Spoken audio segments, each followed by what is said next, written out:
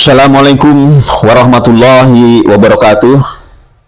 Para pemirsa semua, alhamdulillah, mudah-mudahan kita selalu dipertemukan dalam keadaan sehat walafiat, dipertemukan dalam keadaan penuh keberkahan, dan dipertemukan kita dalam keadaan yang penuh limpahan rahmat dari Allah Subhanahu wa Ta'ala. Dan mudah-mudahan kita selalu dibimbing dalam jalan-jalan yang lurus, jalan-jalan yang memperjuangkan kebaikan. Para pemirsa semua, pada kesempatan Ramah Tamah PWI LS Jawa Barat, yang pada kesempatan ini telah memilih Abah Setu sebagai Ketua PWI Laskar Sabilillah Jawa Barat, pada kesempatan itu Kiai Imaduddin menegaskan dengan sangat-sangat keras bagi orang-orang yang sampai detik ini masih mempercayai bahwa klan Ba'alwi atau yang sering disebut sebagai Habib itu sebagai cucu Rasulullah untuk segera bertobat. Karena kalau anda semua yang sekarang masih meyakini bahwa Habib itu cucu Rasulullah, maka anda menyandang dosa yang besar. Dan bahkan bukan dosa untuk anda sendiri, tapi dosa jariah yang akan anda tularkan kepada jamaah anda, kepada keluarga anda, kepada orang-orang. Engkau yakinkan pula bahwa Habib itu dzurriyyah Rasulullah, padahal telah datang, telah terang bayinah bahwa ternyata dari ilmu nasab yang diutarakan oleh Kiai Haji Imaduddin Usman Al-Bantani, mereka nasabnya adalah nasab mungkotik, nasabnya adalah nasab palsu, nasab yang dicantolkan kepada Rasulullah Shallallahu Alaihi Wasallam, dan ini sebesar-besarnya dosa. Maka segera bertobatlah, wahai para mukhibin yang masih meyakini bahwa Habib itu cucu Rasulullah, karena konsekuensinya anda akan menanggung dosa besar. Dan anda diyakinkan dengan statement yang keras, kalau anda belum tobat, maka dipastikan anda adalah min ahli nar, adalah bagian ahli neraka. Itu statement keras yang disampaikan Kiai Haji Imaduddin Usman Al-Bantani pada kesempatan Ramah Tamah dengan PWI LS Sabilillah Jawa Barat. Para pemirsa semua, pada kesempatan itu Kiai Haji Imaduddin Usman Al-Bantani juga menyampaikan wacana perkembangan perjuangan PWI LS Sabilillah yang pada mulanya hanya mempermasalahkan tentang diskursus nasab, tapi karena perkembangan maka medan perjuangan PWI LS Sabilillah berkembang menjadi perjuangan kebangsaan, perjuangan sosial kemasyarakatan. Maka saat itu Kiai Haji Imaduddin Usman Al-Bantani mengingatkan kepada warga PWI LS Laskar Sabilillah khususnya di Jawa Barat dan umumnya seluruh PWI LS Sabilillah di seluruh Nusantara untuk peduli terhadap kebangsaan, peduli terhadap perjuangan kemanusiaan dan sosial kemasyarakatan. Salah satunya adalah kasus penyerobotan pantai di wilayah Tangerang yang dipagar oleh oknum-oknum yang tidak bertanggung jawab, bahkan menebarkan fitnah seolah-olah itu adalah keterlibatan Kiai Haji Imaduddin Usman Al-Bantani terlibat di dalamnya. Maka untuk menepis semua itu, Kiai Haji Imaduddin Usman Al-Bantani menerangkan bagaimana tentang fitnah dengan dampak-dampaknya yang tidak baik bagi masyarakat ataupun bagi kehidupan kenusantaraan sosial kemasyarakatan Indonesia. Para pemirsa semua, demikian juga komitmen kami Laskar Mataram Raya adalah perjuangan kenusantaraan, perjuangan marwah bangsa, perjuangan sosial kemasyarakatan, perjuangan budaya, perjuangan politik yang tidak beradab, politik yang mencoba memporak-porandakan peradaban Nusantara, maka kita akan lawan juga. Inilah perluasan medan perjuangan kita, yaitu perjuangan tentang wilayah kebangsaan, perjuangan tentang wilayah keagamaan, perjuangan tentang wilayah kemasyarakatan, sosial, politik, budaya. Itu adalah medan perjuangan kita bersama.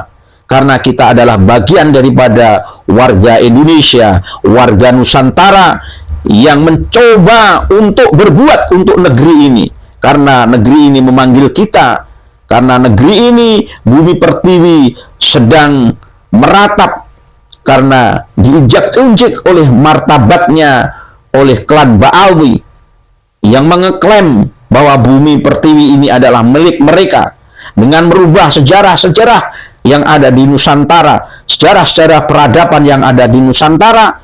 Bahkan peradaban-peradaban mereka mencoba untuk dihapuskan oleh mereka klan Ba'alwi. Dan ini adalah medan perjuangan kita bersama. Oleh karena itu, ini adalah babak baru perjuangan kita. Apa saja yang tidak dirasa tidak benar dengan alur kenusantaraan, maka kita mencoba untuk memperbaiki dengan segala cara, tetap dengan adab ketimuran, adab budaya Nusantara, yang lebih mengedepankan daripada rasa welas, asih, asah, dan asuh. Oleh karena itu, mari kita saksikan bersama bagaimana amanah statement tegas yang disampaikan Kiai Haji Imaduddin Usman Al-Bantani pada kesempatan ramah tamah dengan PWI Laskar Sabilah Jawa Barat. Alawi sebagai cucu Nabi dosa besar, dzambun kabir, yajibu alaihim nar illam yatubu. Kalau tidak tobat, neraka. Yakin, seyakin-yakinnya mereka neraka. Kenapa? Karena sudah jelas 1 tambah 1 itu 2, dia katakan 22. Pokoknya 1 tambah 1 22. 1 tambah 1 itu 2, 2-nya 1. Tidak bisa. Saya husnudzon bahwa 1 ini sebenarnya 11, 1 lalu yang satunya sebenarnya 11. Jadi 11 tambah 11 itu 22. Nggak bisa, ini sudah nyata 1. Ininya tambah 1, 1 tambah 1 2. Nggak bisa. Kita husnudzon 1 ini sebenarnya ada di sampingnya angka 1 lagi. Jadi 1 itu 11 tambah 11 sama dengan 22. Ini orang yang model begini sama dengan orang yang hari ini menerima Ba'alawi sebagai cucu Nabi. Diskusi terdaeken, diminta dalilna tapi mereka menganggap orang-orang yang membatalkan nasab Ba'alawi bukan keturunan Nabi, bukan keturunan Nabi bil yaqin, itu sebagai orang-orang pemecah belah umat. Yang mecah belah umat Rasulullah itu ente, yang bakalnya nanti di hari kiamat orang akan menjadi bingung, orang akan menjadi tidak bisa membedakan mana Imam Mahdi asli dan mana Imam Mahdi palsu. Jangan-jangan mereka tidak percaya adanya Imam Mahdi. Dikatakan di dalam ajaran Ahlussunnah wal Jamaah bahwa nanti di hari kiamat Imam Mahdi itu akan keluar dari mana? Dari keturunannya Rasulullah Muhammad SAW. Lah kalau sekarang ini keturunan palsunya kita biarkan, bisa jadi keturunan palsu ini yang akan mengaku sebagai Imam Mahdi di kiamat nanti. Dan ini berbahaya buat persatuan umat Islam dikalau umat Islam sedang menghadapi Dajjal, menghadapi pasukan Ya'juj Ma'juj di masa depan. Ini luar biasa. Konsekuensinya berat. Husnudon kepada sesuatu yang jelas sudah nyata. La ibrata bil dhannil bayyini khata'u. Tidak bisa dihitung dzon yang sudah nyata salahnya. Ba'alawi bukan cucu Nabi ini sudah nyata salahnya, sudah jelas terputus, kitabnya tidak ada, nasabnya bukan orang Arab, Kenapa masih menerima Balawi sebagai cucu Nabi? Kecuali mereka memang ingin menyakiti baginda Nabi besar Muhammad sallallahu alaihi wasallam. Kalau tidak, tolak sebelum mati. Sebelum mati masih saja membela-bela, yukhafu alaihi su'ul khatimah. Yukhafu alaihi su'ul khatimah illam yatub. Liman qabila anna Ba'lawi min dirati Rasulillah yukhafu alaihi su'ul khatimah illam yatub. Tub halan, tub halan, tub halan, insyaallah yughfarlah. Kalau tidak tobat bahaya itu. Kecuali belum ada dalil. Dulu orang-orang tua kita insya Allah masuk surga ya. Dulu sebelum tahun 2022 orang yang mengakui Balawi sebagai cucu Nabi mati mengakui Balawi cucu Nabi, insya Allah diampuni. Tapi setelah tahun 2022 siapa saja yang mengakui Balawi sebagai cucu Nabi kemudian dia mati dalam keadaan membela Balawi sebagai pengakuan sebagai cucu Nabi, yukhafu alaihi su'ul khatimah. Bahaya urusannya ini. Kenapa? Karena memang sudah tidak ada celah sedikit pun bisa dikatakan Balawi sebagai cucu Nabi. Ayat tidak ada satu pun celah. Dulu yang pertama kali saya masih bisa mengatakan ini adalah penelitian bisa salah, tetapi dialektika selama 2 tahun ini mengerucut pada suatu kesimpulan bahwa memang mereka ini betul-betul memfabrikasi dan menciptakan nasab itu di abad 9, sebelumnya sama sekali tidak ada. Ini yang tugas kita di Jawa Barat ini adalah untuk memberikan pemahaman itu. Wah, katanya nanti memecah belah umat. Ya, Nabi Muhammad datang ke Arab Saudi, dulu di Saudi, ketika membawa kebenaran Islam, ya tentu ada yang menerima, ada yang menolak. Yang menolak dari Bani Hashim ada Abu Lahab, pamannya Nabi. Yang menerima dari keluarga Nabi ada siapa? Hamzah, Abbas. Berperang mereka, tapi ujungnya qul ja'al haqq wa zahaqal batil innal batil kana zahuqa. Yang benar pasti menang. Yang menang pasti benar. Enggak, yang benar pasti menang. Kalau ada orang batil menang itu sementara, tapi ujungnya dia akan kalah, hancur. Itu Al-Quran yang mengatakan wa qul ja'al haqq wa zahaqal batil innal batila kana zahuqa. Di dunia ini para dulur-dulur sekalian, Islam itu bukan mayoritas. Yang sekarang mayoritas adalah Kristen. Islam nomor 2. Nomor 2 itu Islam. Tapi pertumbuhan terbesar sejak beberapa puluh tahun ke belakang, diprediksi Islam akan menjadi mayoritas beberapa puluh tahun lagi. Ke depan itu kita musuh dalam tanda kutip, musuh di TikTok segala macam itu, bukan dengan orang-orang ahli kita. Kayak sekarang kan Ustadz Wafi itu debat-debat dengan orang Kristen, dengan orang Protestan, dengan orang Katolik. Masa depan musuh kita itu adalah orang-orang ateis, agnostik, yang mereka sama sekali tidak percaya kepada Tuhan. Di TikTok mulai hari ini, di YouTube mulai hari ini, orang-orang ateis muncul. Mereka pertama ingin mendapatkan kesamaan hak di negara Indonesia, bahwa walaupun negara kita ini berdasar Pancasila dengan sila pertamanya ketuhanan yang Maha Esa, tetapi orang-orang ateis ingin diberikan hak juga. Nah, ini ke depan musuh kita ini adalah orang-orang ateis. Maka peradaban ilmu pengetahuan Waladiyah Syamsiyah yang dulu dipersiapkan untuk melawan orang-orang ateis, ini akan bermanfaat kembali. Ini harus diasah. Untuk apa? Untuk melawan filsafat orang-orang ateis yang mempertanyakan Tuhan itu ada atau tidak, Tuhan itu ilmiah apa tidak, apakah bisa Tuhan diilmiahkan. Nah, ini nanti yang akan terjadi dengan anak-anak kita ke depan. Mereka mempertanyakan kembali tentang zat Allah, seperti peristiwa 250 Hijriah ketika Abul Hasan Asy'ari, Abu Mansur Al-Maturidi melawan orang-orang ateis, Mu'tazilah melawan orang-orang ateis. Ini yang akan kita hadapi.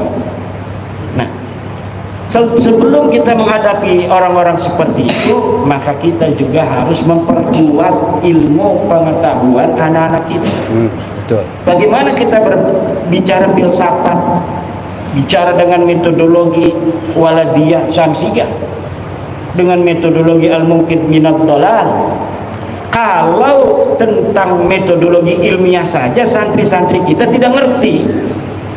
Kalau sudah ada dalil tentang batalnya Ba'lawi, maka Ba'lawi tidak bisa lagi untuk diterima. Tapi kenapa santri-santri kita masih ada yang menerima? Karena tradisi ilmiah ini belum biasa dikonsumsi dengan konstruktif dan kritis oleh santri-santri kita. Ini maka akan bisa untuk diprediksi pertandingan dengan orang ateis ke depan, santri kita akan kelabakan. Kenapa? Karena dengan teori filsafat ilmu yang sederhana saja, mereka tidak bisa untuk mengambil kesimpulan kebenaran. Kalau sebuah tesis, bumi itu datar, kemudian diketemukan tesis berikutnya yang mengatakan bumi itu bulat, maka dengan berbagai macam dalil-dalil yang kuat, tesis bahwa bumi itu datar itu hancur lebur dan tidak bisa diterima kembali. Sekarang kita sudah bisa untuk melihat bumi dari atas. Ternyata betul bahwa bumi ini bulat. Perdebatan masa lalu di tahun 1500-an Masehi, apakah bumi itu bulat, apakah bumi itu datar, hari ini terkonfirmasi bahwa memang bumi ini bulat. Maka sebuah tesis yang telah terbantahkan itu sudah tidak bisa lagi dihusnudoni. Bagaimana kita husnudon aja sih Abah? Katanya bumi ini datar, buktinya kita tidak melayang-melayang, tidak jatuh, ini ada di bumi. Tidak bisa, bos. Karena apa? Karena kesimpulan ilmiah bahwa bumi ini bulat sudah zahirun bayyinun la yuraddu, yang tidak bisa ditolak lagi. Sama bumi bulat itu dengan kesimpulan Ba'lawi bukan cucu Nabi, yang tidak mungkin bisa dibantah lagi. Yang masih nerima akan terbantah sendiri oleh dirinya sendiri, hanya nunggu waktu. Nunggu kecewa aja sedikit ditempeleng sama Ba'lawi, dia akan sadar. Atau dia motornya dipinjam nggak dikembaliin lagi, langsung itu saya ikut Kiai Madudin. Tinggal begitu aja. Hanya butuh sedikit kecewa untuk Muhyiddin, insya Allah akan sadar. Hanya butuh sedikit kecewa saja. Dalil tidak ada. Innaka la tahdi man ahbabta walakinnallaha yahdi man yasha. Nabi Muhammad kurang apa? Beliau adalah orang yang sangat dikasih Allah, Habibullah. Habib asli itu Rasulullah itu. Tapi tidak semua manusia di dunia mengikuti Rasulullah. Apalagi model Imaduddin Utsman yang katanya kecilnya aja tahu, katanya sama Imad itu. Iya kecilnya tahu, saya kecil dulu sih. Kalau saya langsung besar nggak bakal ada orang yang tahu saya kecilnya gimana. Orang saya kecil dulu, manusia betul-betul terlihat oleh sekampung saya. Al-kreseku ya'lamuni, al-kreseku ya'rifuni, watangrangu ya'lafuni. Nggak bisa saya itu menutupi diri saya dari orang Kresek, dari orang Tangerang, karena seluruh orang Kresek Tangerang tahu saya. Nah, ini masalahnya. Ini mereka hanya ngira-ngira saja itu. Sedangkan kebenaran itu bukanlah ngira-ngira, dia butuh bukti dan butuh dalil.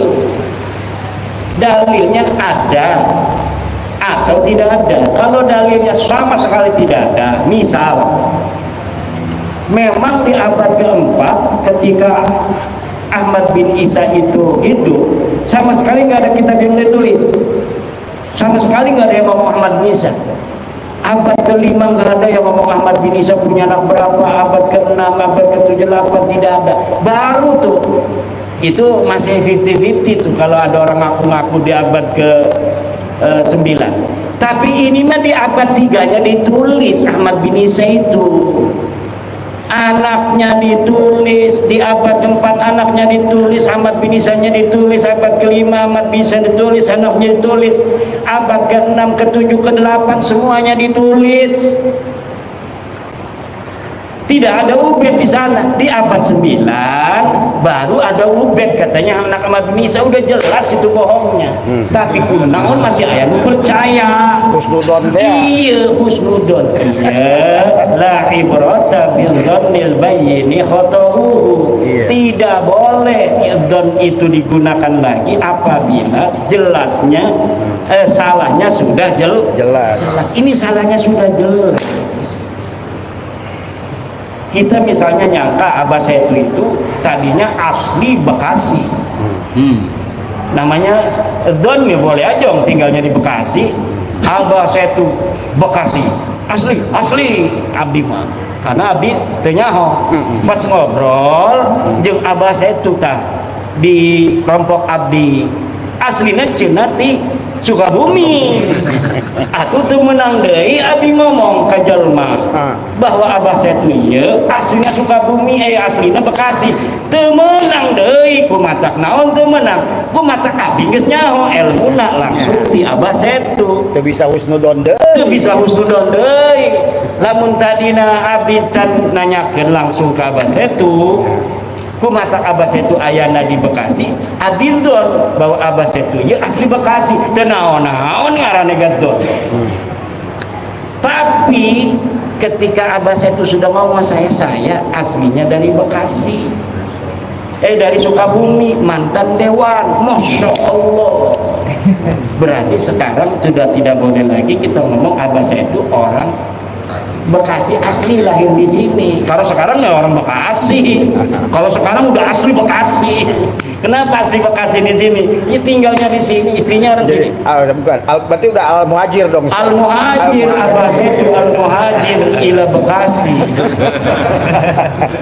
Dan ini kalau ada yang rekam, ini hari ini jadi bukti nanti suatu masa, suatu saat bahwa Abah Setu Setiawan As-Sukabumi Suma Al-Bekasi li'annahu hajara min Sukabumi ila Bekasi.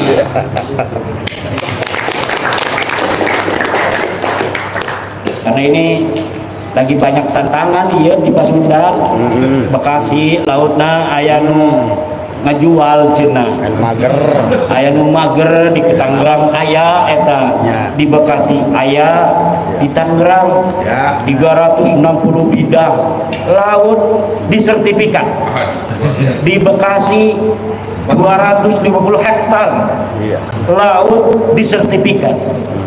Ini udah luar biasa ini. Apa tujuan mereka itu ya? Ingin nguak laut dikuasai. Apa lebih murah dia itu ya? Kalau beli di Bekasi kan mahal itu di Bekasi tanah.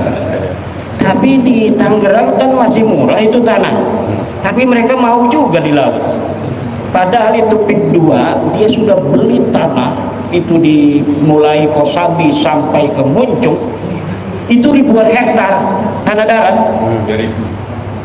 Tanah darat ribuan hektar. Ada PSN nih 1.700 hektar mau diambil juga, kan lumayan dia tidak menyiapkan apa namanya sarana sosial. sarana umum. Nanti sarana umumnya dari tanah PSN ini. Jadi dia ini aji mumpung, dia beli tanah ribuan hektar, tapi nanti dia tidak menyiapkan wisata untuk umat, untuk masyarakat dari tanah dia yang dia beli. Tapi dia fasilitas sosialnya, pasum dan pasosnya itu nanti dari PSN itu, tanah rakyat, tanah asli dari masyarakat Tangerang itu. Nah ini pinter, makanya jadi pengusaha itu kudu pinter. Cuma sayang, ini dia sudah beli ribuan hektar di sawah itu, di darat, PSN di tengah itu dikuasai, laut juga mau dikuasai. Dan ini yang hari ini kemudian memicu gejolak di Tangerang. Nah, kalau menteri-menteri yang sekarang sih mungkin dia tidak ikut, tapi menteri dulu ngegebek gitu. Luar biasa. Bupati yang zaman dulu ikut-ikutan ngegeter-geter ini, Bupati Bekasi Bupati Tangerang, sekda segala macam ini. Nah ini tantangannya banyak Jawa Barat. Kita bukan hanya memberesi tentang masalah nasab, tetapi juga kita akan membantu siapapun presidennya agar presiden kita kawal untuk mampu memberikan kemajuan kesejahteraan kepada rakyat Indonesia.